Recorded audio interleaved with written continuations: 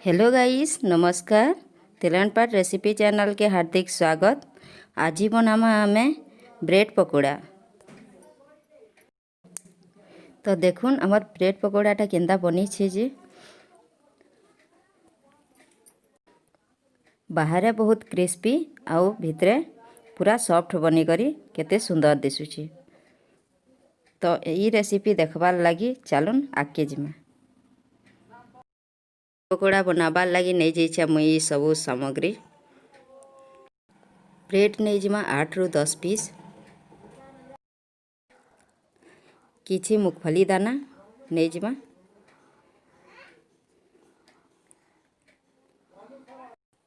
हल्दी पाउडर नहीं जिमा आधा चमच, जीरा पाउडर नहीं जिमा 1 चमच, धनिया पाउडर नहीं जिमा 2 चमच,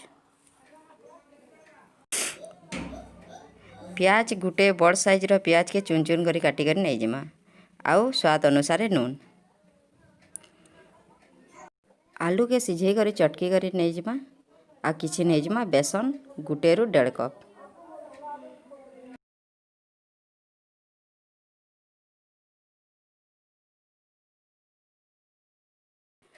गोटे बाउल रे नहीं जिमा 1 रु 1.5 कप बेसन, तार उपरे डाली दमा स्वाद अनुसार नून, तार उपरे बेकिंग सोडा या बेकिंग पाउडर हेंता किछि मुई ने दे, आपन चाहबे बेले दे भी पारबे, बाकी ने देले भी चलसी।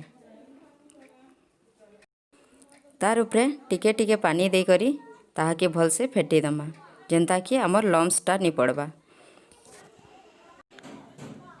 कम कम पानी दे करी पहला गुलबे बेले बेसनटा भल हेसी आ लम्स भी नि पड़े। आ थरे थी पानी बहुते दे देले सेटा गुठली गुठली भलिया रही जासी। तो देखुन केंता मुई टिके टिके पानी दे करी बेसनटा कि हमर मिक्स करी दउछे। तो एंता करी भल से फेटी नेबे ई प्रोसेस रे, तो बेसनटा भल हेबा। तो देखुन तार कंसिस्टेंसीटा मुई एते रखली, एंता हाथे धरले जेंता तले पड़ुथबा हेते कंसिस्टेंसी रे रखबे तो भल हेबा। बेसन के रेस्ट लागी छाड़ी दमा। तो गैसटा हमर ऑन करी करी तार उपरे कढ़ई गुटे बसई देमा, तार परे 3 रु 4 चम्मच तेल दे करी प्याज के 1 बड़ साइज रो प्याज के छोट छोट करी काटी करी तार उपरे डाली दमा। ताहाके बेसी भी नि भाजू, टिके सॉफ्ट हेबार तक भाजमा। 1 रु 3 मिनिट भाजमा, तार न बेसी नहीं भाजू। तो लो फ्लेम रे ताहाके भाजी दमा। तार परे टिके सॉफ्ट हे आसला न तो किछि मूंगफली दाना तार उपरे डाली दमा। टिके जस्ट प्याजटा सॉफ्ट हे गला तार उपरे मूंगफली दाना के दे दमा।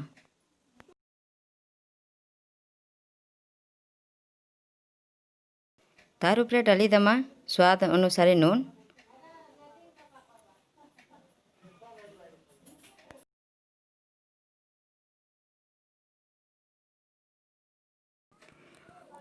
तार परे डाली दमा धनिया पाउडर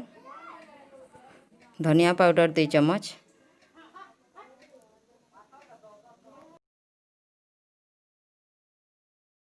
आउ 1 चम्मच डाली दमा जीरा पाउडर।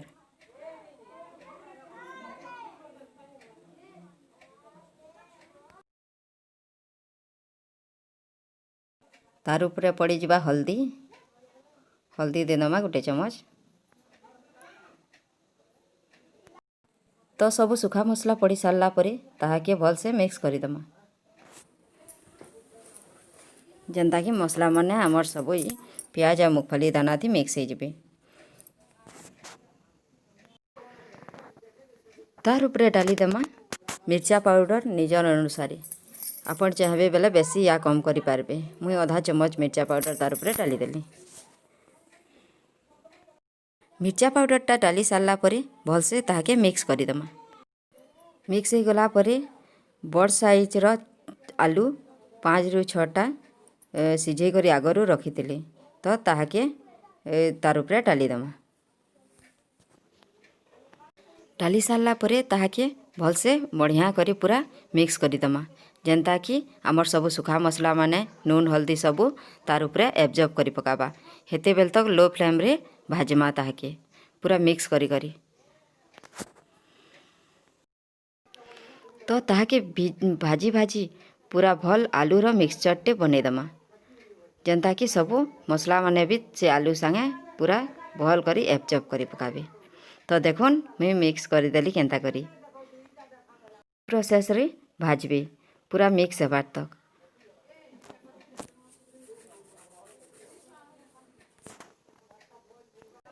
तो मिक्स करबार लगी मते आलू के 5 ରୁ 6 मिनिट लागिगला। 5 ରୁ 6 मिनिट पर सब मसला माने भी एब्जॉर्ब करी पकाले आ नून हल्दी सबू आउ केते बढ़िया मिक्सचरटे बनिगला। हाथे जिमा आमे ब्रेड निके तो देखुन ब्रेड के मुई केंता करी काटिछे आपन जेन शेप चाहबे से शेप रे काटी पारबे। देखुन तार परे गुटे ब्रेड के आनी करी तार उपरे से आलूर मिक्सचर जेन रखिथिला ताहाके देदमा। आपन चाहबे बेले तार उपरे टमाटर सॉस भी दे करी पारबे। बाकी मुई इजिली केंता करी हेबा से प्रोसेसटा बतौछे। टमाटर सॉस बिना दे करी भी आमर ब्रेड पकोड़ाटा हो जासी झट बिना टेंशन रे। आपण मानकर घरे टमाटर सॉस नहीं थिबा बेले भी एंता बिना टमाटर सॉस दे करी भी बने पारबे किसी भी प्रॉब्लम नहीं होए।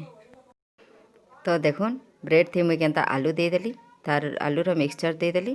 आलूर मिक्सचर दे सारला परे तार उपरे आउ गुटे ब्रेड आनी करी तार उपरे चपके दमा।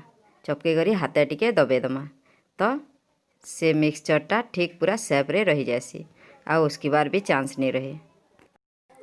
तो सेम प्रोसेस रे आ गुटे ब्रेड आनी करी मुई हेई एंता करी बने दउछे। देखुन आपण माने भल से ध्यान दे करी देखुन ताहाके भल से जानी पारबे आउ बनाबार लगी आपण मान को इजी भी लागबा। तो ब्रेड रो कामटा हमर सरी गला। तो आमे इहादे जिमा छानपार प्रोसेस की इटा के आमे केंता करी छानमा जे सेटा के देखि पगो। तो मुई गुटे कढ़ई रे 500 ग्राम रिफाइंड तेल दे देछे। तो आगरू गरम करी करी रखी देथिले तो तेलटा हमर गरम हो गलान। इहादे आमे बेसन के केंता करी ब्रेड संगे मिक्स करमा सेटा देखि पको। देखुन ब्रेड के आनबे से आलू संगे जेन आमे मिक्स करी करी चपके करी रखिथिला से ब्रेड के आनबे आउ बेसन संगे एंता बुथी देबे पूरा चारिआडू भल से ताहाके तार उपरे बुड़े कर रखबे। तो भल से बेसनटा भी तार उपरे एब्जॉर्ब करबा आउ ब्रेडटा हमर उटकीबार चांस भी नहीं थे। सबू पूरा बेसनटा हमर ब्रेड के पूरा होल्ड करी रखी पारबा। तो हे हिसाब रे आमे एंता बुड़े करी रखमा। तो देखुन फिर गुटे ब्रेड मुई आनी करी तार उपरे केंता करी बेसन के तार उपरे दे दउछे। तो हे हिसाब रे एंता करी देबे चारिआडू भल से बेसन के लगे देबे तार उपरे जेंता कि पूरा ब्रेड संगे पूरा बेसनटा होल्ड हो जावा। तो से बेसन ब्रेडटा उटकीबार आउ चांस भी नहीं थे पूरा होल्ड हो कर चपकी कर रही जावा। तो वीडियोटा के भल से देखुन ध्यान से आउ भल से जानी पारुन। मुई चाहसी कि आपण माने भल से पूरा जानी पारबे आ भल से सीखी पारबे। तो से हिसाब रे मुई पूरा इजीली बतासी पूरा भल से जनता जानबे हेंता करी। आपण माने गुटे जिनिस के सिखबार के हेले पूरा भल से ध्यान दे कर नहीं सिखले किसी भी जानी नहीं हुए। तो हेतर लगी मुई भल से ध्यान दे कर जानी पारबे बोली करी से सेम प्रोसेस के 2 थर 3 थर देखौछे जनता कि आपण माने इजीली पूरा जानी जिबे। आपण मानकर कढ़ई रे जेतेटा धरबा सेते देबे बेसी पूरा खेची करी नहीं देबे। तार उपरे दे देले हमर ब्रेड पकोड़ाटा भांगी भुंगा करी पूरा बेकार ही जिबा। तो मोर कढ़ई रे 3टा धरला तो मुई 3टा पहला बने देली हेंता करी सेम प्रोसेस रे मुई 3-3टा करी करमे। तो आपण माने भी आपण मानकर कढ़ई रो क्वांटिटी रे बने पारबे। गैस रो फ्लेमटा पहला हाई करी देबे। तेलटा गरम हो गला परे तार परे फ्लेमटा के लो करी देबे। लो करी करी डालबे तो इटा भल से क्रिस्पी भी हवा ऊपर आ भीतर भी भल से सिझी पारबा। गुटे साइड जेते बेल तक टिके गोल्डन ब्राउन नहीं हो जावा हेते बेल तक बिल्कुल भी ताहाके टच भी नहीं करबे नहीं तो भांगी जिबा। गुटे साइड गोल्डन ब्राउन हबार के मते 5 ରୁ 6 मिनिट लगी गला। तो 5 ରୁ 6 मिनिट हो सारा परे मुई आ गुटे साइड के उल्टे देली। तो हेंता आपण माने भी टिके गोल्डन ब्राउन हेबार तक टिके अटकी जिबे, तार माने वेट करबे। गोल्डन ब्राउन नहीं हेबार तक ताके आ गुटे साइड रे नहीं उल्टाबे। तो देखुन ब्रेड पकोड़ाटा गोल्डन ब्राउन सबुआड़े हो गलान भलसे, आउ भीतर भी भलसे सिझी गलान। तो सबू सिझी सारा पर ताहाके उल्ची आनमा।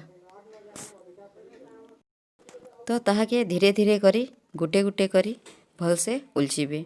आ थरे थी सब उल्ची आनमी बोलबे बेला ओजन भी थिसी, आउ बेसी टिके बड़ साइजर भी अच्छे, तो सेटा पड़ी जबार भी चांस थिसी। तो धीरे धीरे करी पेशेंस रखी करी ताहाके भलसे उल्ची आनमा। सेम प्रोसेस रे सबू ब्रेड पकोड़ा के मुई एंता छानी देली। तो छानी सारा पर देखुन केंता दिशुछि जे।